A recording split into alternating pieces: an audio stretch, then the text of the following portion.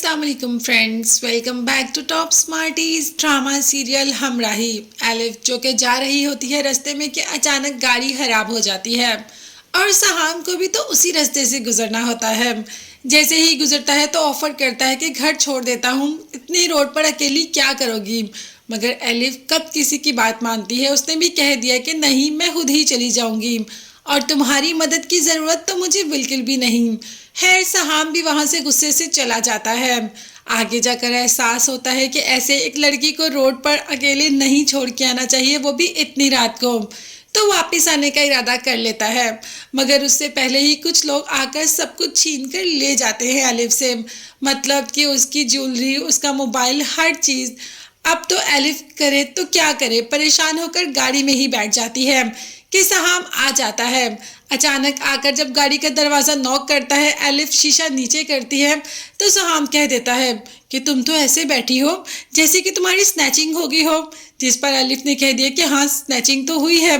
अब तो सहाम बहुत ज़्यादा हंसना शुरू हो जाता है कि क्या सच में तुम्हारी स्नैचिंग हो गई? मैंने अच्छा खासा कहा था ना कि चलो मेरे साथ, मगर तुम नहीं आई। अब तो एलिफ और गुस्से में आ जाती है और कहती है खुद ही स्नैचिंग करवाते हो और खुद ही आकर ऐसा कहते हो।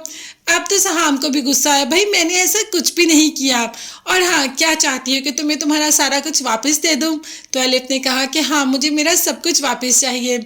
जिस पर सहाम ने भी कह दिया कि ठीक है, बेरोज़े क़यामत तक भी वापस नहीं मिलेगा।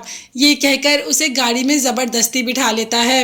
हालांकि एलिफ जाना नहीं चाहती सहाम के साथ, मगर सहाम ने कहा कि चलो, तो एलिफ जाने पर मजबूर हो जाती है क्योंकि इस टाइम उसके पास और कुछ भी ऐसी ऑप्शन नहीं जिसको कि वो पिक कर सके सिवाय सहाम के। सहाम जो कि एलिफ की बातों को काफ़ी इंजॉय भी कर रहा है। अब उसे इससे मोहब्बत तो हो गई है, मगर अभी सहाम को इस बात का एहसास नहीं हुआ कि उसे वाकई ही इससे मोहब्बत हो गई है। खैर, अभी तो सहाम उन लोगों को पकड़ने के चक्कर में है जो कि सब कुछ लेकर चले जाते हैं और सहाम आगे जाकर उनको पकड़ने में कामयाब भी हो जाएगा।